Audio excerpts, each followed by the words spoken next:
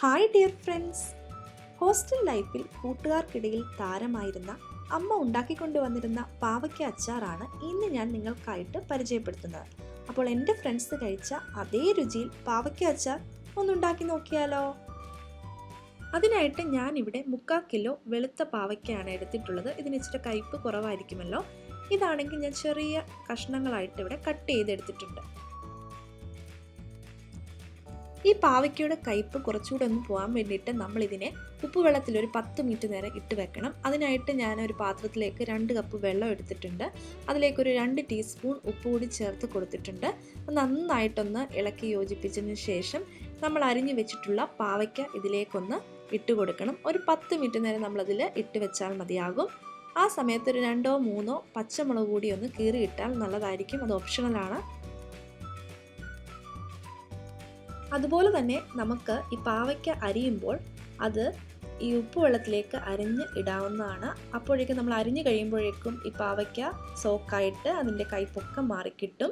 അങ്ങനെ ഞാനിപ്പോൾ പാവയ്ക്ക ഫുള്ള് ഈ പാത്രത്തിലേക്ക് ഇട്ട് കൊടുത്തിട്ടുണ്ട്. ഇതൊന്ന് ജസ്റ്റ് ഇളക്കി യോജിപ്പിക്കുക. ഒരു 3 പച്ചമുളക് കൂടി ഞാനിതിലേക്ക് അരിഞ്ഞു ചേർത്തിട്ടുണ്ട്.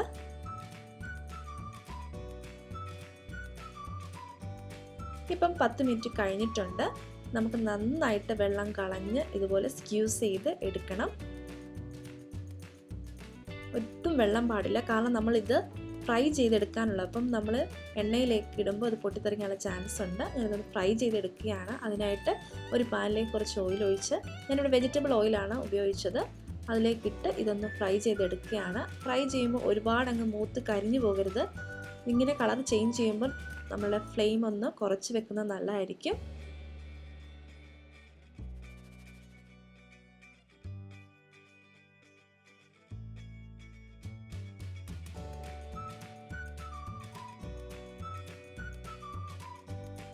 ഇപ്പോൾ ഇത് ഫ്രൈ ആയിട്ട് വന്നിട്ടുണ്ട്. ഞാനിത് ഓയിലിൽ നിന്നെടുത്ത് മാറ്റുകയാണ്. അങ്ങനെ ഞാൻ എല്ലാം ഫ്രൈ ചെയ്ത് ഇവിടെ എടുക്കുന്നുണ്ട്. ഇത് ഫ്രൈ ചെയ്ത് വരുമ്പോൾ ഏകദേശം ഒരു 300 ഗ്രാമോളം കാണും. ഒരു 3-4 പിടിയേ ഉള്ളൂ. ഇത് നമ്മൾ എടുക്കുന്നതിനേക്കാട്ടും ഒരുപാട് അങ്ങ് കുറഞ്ഞു പോകും. അപ്പോൾ നമ്മൾ എടുക്കുമ്പോൾ കുറച്ചേറെ എടുക്കുന്നത് നല്ലതായിരിക്കും. ഇനി നമുക്കിതൊന്ന് അച്ചാറാക്കി എടുക്കാം. അതിനായിട്ട് ഞാൻ ഒരു പാനിലേക്ക് നമ്മൾ വറക്കാൻ ഉപയോഗിച്ച എണ്ണയിൽ നിന്നും പകുതി ഒഴിക്കുകയാണ്. നിങ്ങൾക്ക് ഫുൾ വേണമെങ്കിലും ഒഴിക്കാം. ഞാനിവിടെ പകുതി ഒഴിക്കുന്നുള്ളൂ. അതിലേക്ക് ഞാൻ 1 ടീസ്പൂൺ കടുക് ഇട്ട് കൊടുക്കുകയാണ്. കടുകൊന്ന് പൊട്ടി വരുമ്പോഴേക്കും അതിലേക്ക് നീളത്തിൽ അരിഞ്ഞിട്ടുള്ള 1 ടേബിൾ സ്പൂണോളം വെളുത്തുള്ളി ഞാനിതിലേക്ക് ചേർത്ത് കൊടുക്കുകയാണ്. അതൊന്ന് മൂത്ത് വരുമ്പോഴേക്കും 1 ടേബിൾ സ്പൂണോളം ഇഞ്ചി അരിഞ്ഞത് കൂടി ചേർത്ത് കൊടുക്കുകയാണ്. ഇഞ്ചിയും വെളുത്തുള്ളിയും ഒക്കെ കുറച്ചേറെ ചേർക്കുന്നതുകൊണ്ട് യാതൊരു കുഴപ്പവുമില്ല. നല്ലൊരു ടേസ്റ്റും ഫ്ലേവറും കിട്ടും. ഇതൊന്ന് നന്നായിട്ട് ഇളക്കി കൊടുക്കുക. നന്നായിട്ട് വഴന്ന് ഇതൊന്ന് മൂത്ത് വരട്ടെ. ഇപ്പോൾ ഇത് നന്നായിട്ട് മൂത്ത് വന്നിട്ടുണ്ട്. ഞാൻ ഇതിലേക്ക് കുറച്ച് കറിവേപ്പില ചേർത്ത് കൊടുക്കുകയാണ്. നല്ല നാടൻ കറിവേപ്പിലയാണെങ്കിൽ കുറച്ചേറെ ചേർത്ത് കൊടുക്കുക.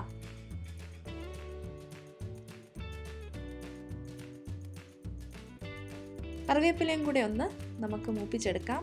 അതിനുശേഷം നമുക്ക് പൊടികൾ ചേർത്ത് കൊടുക്കാം. ആദ്യമായിട്ട് ഞാൻ ഇതിലേക്ക് ചേർത്ത് കൊടുക്കുന്ന 1/2 ടീസ്പൂൺ മഞ്ഞൾപ്പൊടിയാണ്. നമ്മൾ മഞ്ഞൾപ്പൊടി ആദ്യമേ ചേർത്ത് കൊടുക്കണം. അപ്പോൾ നമ്മുടെ ഈ ഒരു അച്ചാറിന് നല്ലൊരു കളറ് കിട്ടും. ലോ ഫ്ലെയിമിൽ ഇട്ടിട്ട് വേണം നമ്മളിതൊന്ന് പൊടികൾ എല്ലാം കൂടി ഒന്ന് മൂപ്പിച്ചെടുക്കാൻ. മഞ്ഞൾപ്പൊടി ഒന്ന് മൂത്ത് വരുമ്പോഴേക്കും അതിലേക്ക് ഞാൻ 2 ടീസ്പൂൺ ഫുള്ള് കാശ്മീരി ചില്ലി പൗഡറാണ് ചേർത്ത് കൊടുക്കുന്നത്. അതും കൂടി ഒന്ന് നന്നായിട്ട് ഇളക്കിയിട്ട് അതിൻ്റെ പച്ചമണമൊക്കെ ഒന്ന് മാറട്ടെ. അതിനുശേഷം നമുക്ക് അച്ചാർ പൊടിയാണ് ചേർത്ത് കൊടുക്കേണ്ടത്. അതൊരു 1.5 ടീസ്പൂൺ ഫുള്ളാണ് ചേർത്ത് കൊടുക്കുന്നത്.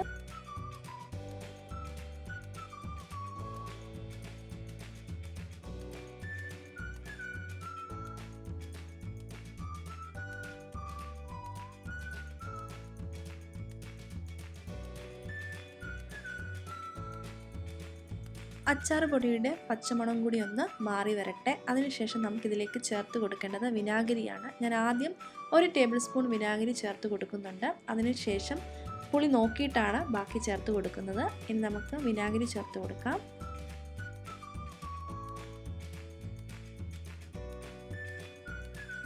ഇനി നമുക്കിതിലേക്ക് ചേർത്ത് കൊടുക്കേണ്ടത് ഉപ്പാണ്. നമ്മൾ ഓൾറെഡി പാവയ്ക്കായ്ക്ക് ഉപ്പ് ചേർത്ത് കൊടുത്തിട്ടുള്ളതാണ്, അതുകൊണ്ട് അതിനനുസരിച്ച് വേണം ഉപ്പ് ചേർത്ത് കൊടുക്കാനായിട്ട്.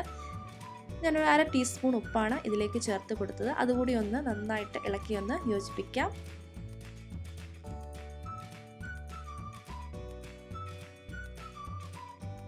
ഇനി നമുക്കിതിലേക്ക് ഫ്രൈ ചെയ്ത് വെച്ചിട്ടുള്ള പാവയ്ക്ക ഇട്ട് കൊടുക്കാം. നന്നായിട്ടൊന്ന് ഇളക്കി യോജിപ്പിക്കാം. ഈ ഒരു മസാലയെല്ലാം ഈ പാവയ്ക്കയിൽ പിടിക്കത്തക്കവണ്ണം നന്നായിട്ട് ഇളക്കി യോജിപ്പിക്കണം. നല്ല ഡ്രൈ ആയിട്ടാണ് ഇപ്പോൾ ഇരിക്കുന്നത്. ഞാനിതൊരു പുരട്ടി എടുക്കാനായിട്ടാണ് ഉദ്ദേശിക്കുന്നത്, അതുകൊണ്ടാണ് ഞാനിങ്ങനെ ഡ്രൈ ആക്കി എടുത്തത്. നിങ്ങൾക്ക് ചാറ് വേണമെങ്കിൽ കുറച്ചുകൂടി വെള്ളം തിളപ്പിച്ച് ഒഴിച്ചാൽ മതിയാകും. ഞാനിപ്പോൾ ഇതിലേക്ക് 1 ടേബിൾ സ്പൂൺ കൂടി വിനാഗിരി ചേർത്തിട്ടുണ്ട്. ഞാൻ അതിൻ്റെ ടേസ്റ്റ് നോക്കിയപ്പോൾ പുളിയുടെ കുറവുണ്ടായിരുന്നു, അതുകൊണ്ടാണ് ഞാൻ ഇതിലേക്ക് ചേർത്തത്. ഈ ഒരു അച്ചാർ 2 ദിവസം കഴിഞ്ഞ് കഴിക്കുന്നതായിരിക്കും നല്ലത്. അപ്പോഴേക്കും നമ്മുടെ പാവയ്ക്കൊക്കെ നല്ല സോഫ്റ്റായിട്ടും ടേസ്റ്റി ആയിട്ടും വരും. ഇനി നമുക്കിതിലേക്ക് ചേർക്കേണ്ടത് കായപ്പൊടിയാണ്. നമ്മൾ ഉലുവാപ്പൊടി ഇത് ചേർത്തിട്ടില്ല, കാരണം നമ്മളിട്ട അച്ചാർ പൊടിയിൽ ഉലുവാപ്പൊടിയൊക്കെ ചേർത്തിട്ടുള്ളതാണ്. ഇച്ചിരി കായപ്പൊടിയും കൂടി ഞാൻ ഇതിലേക്ക് ഇപ്പോൾ ചേർക്കുകയാണ്. കുറച്ച് കറിവേപ്പിലയും കൂടി ചേർത്ത് നമുക്ക് ഫ്ലെയിം ഓഫാക്കാം. അങ്ങനെ നല്ല അടിപൊളി ടേസ്റ്റിലുള്ള പാവയ്ക്ക അച്ചാർ ഇവിടെ റെഡിയായി വന്നിട്ടുണ്ട്. ഈ ഒരു റെസിപ്പി നിങ്ങളൊക്കെ വീട്ടിൽ ട്രൈ ചെയ്ത് നോക്കണം.